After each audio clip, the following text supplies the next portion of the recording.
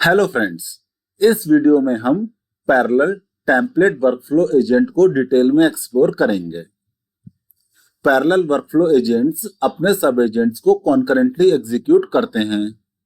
हमें यहाँ पर यह ध्यान रखना होता है कि हमारे सब एजेंट्स अपने एग्जीक्यूशन के लिए एक दूसरे पर डिपेंडेंट ना हों। अगर कोई ऐसा वर्कफ्लो है जहां दो या दो से ज्यादा टास्क इंडिपेंडेंटली एग्जीक्यूट हो सकती हैं, तो यह पैरेलल एग्जीक्यूशन स्ट्रेटजी हमारे वर्कफ्लो को स्पीड अप कर देती है। पैरेलल टेम्पलेट वर्कफ्लो एजेंट को इंप्लीमेंट करने के लिए हम पैरेलल एजेंट क्लास यूज करते हैं। जैसा कि हम पहले ही डिस्कस कर चुके हैं, पैरेलल एजेंट्स अपने सब एजेंट्स के एग्जीक्यूशन के लिए एआई मॉडल को यूज नहीं करते हैं। सब एजेंट्स का एग्जीक्यूशन एक प्रीडिफाइंड ऑर्डर में होता है, यानी कि सब एजेंट्स का एग्जीक्यूशन डिटर्मिनिस्टिक होता है। सब एजेंट हमारे एलएलएम एजेंट हो सकते हैं या शायद नहीं भी हो सकते हैं, बट इन सब एजेंट का overall execution parallel agent object के द्वारा ही मैनेज किया जाता है। Parallel template workflow agents particularly उन केसेस में बेनिफिशियल होते हैं जहां पैरेललाइजेशन का यूज करने से सब्सटेंशियल परफॉर्मेंस गेन्स होता है। फॉर एग्जांपल, मल्टीपल सोर्सेस से डेटा रिट्रीव करना या हैवी कंप्यूटेशंस करना। नेक्स्ट हम यह देखते हैं कि यह काम कैसे करते हैं।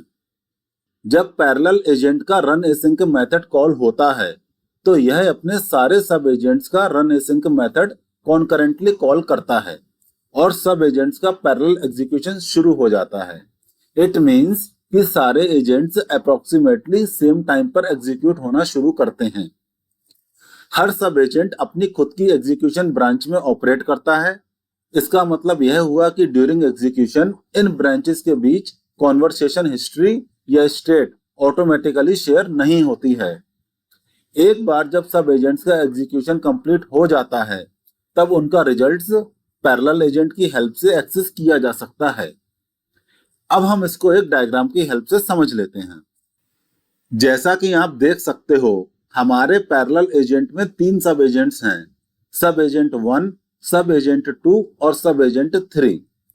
जैसे ही पैरेलल एजेंट का रन एसिंक मेथड कॉल होता है, यह अपने तीनों सब एजेंट्स का रन एसिंक मेथड एक साथ कॉल कर देता है और सारे सब एजेंट्स का एग्जीक्यूशन एक साथ शुरू हो जाता है।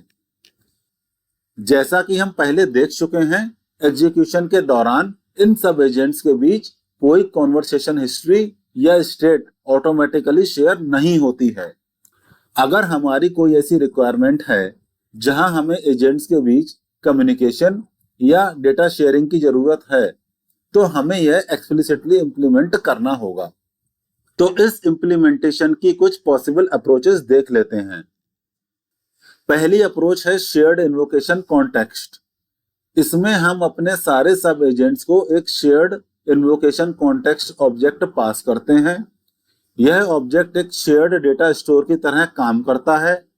चूंकि यह ऑब्जेक्ट सारे सब एजेंट्स के लिए शेयर्ड है, सारे सब एजेंट्स इस पर रीड राइट ऑपरेशन परफॉर्म कर सकते हैं। इसमें एक और चीज जिस पर हमें ध्यान देना होता है, वह यह है कि कॉन्करेंट एक्सेस को केयरफुली मैनेज करना, जिससे कि रेस कंडीशन ना अकर हो। दूसरी अप्रोच है एक्सटर्नल स्टेट मैनेजमेंट की।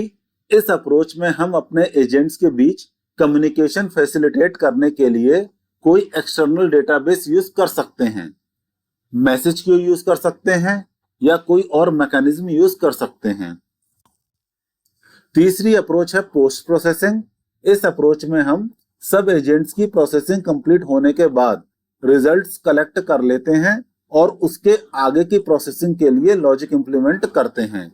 नेक्स्ट हम पैरेलल एजेंट का यूज केस देख लेते हैं। हमारा यूज केस है पैरेलल वेब रिसर्च। इमेजिन हमें मल्टीपल टॉपिक्स को साइमल्टेनियसली सर्च करना है। पहला टॉपिक है रिन्यूएबल एनर्जी सोर्सेस, दूसरा टॉपिक है इलेक्ट्रिक व्हीकल टेक्नोलॉजी और तीसरा टॉपिक है कार्बन कैप्चर मेथड्स।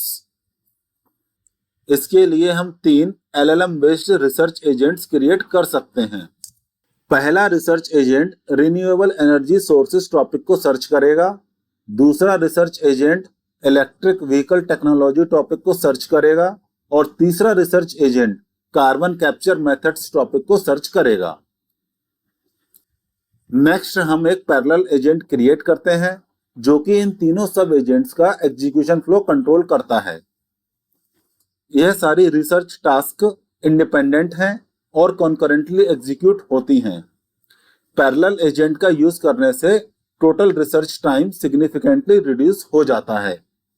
जब सारे सब एजेंट्स का एग्जीक्यूशन कंप्लीट हो जाता है उसके बाद हम उनके रिजल्ट्स सेपरेटली कलेक्ट करके फर्दर प्रोसेसिंग कर सकते हैं।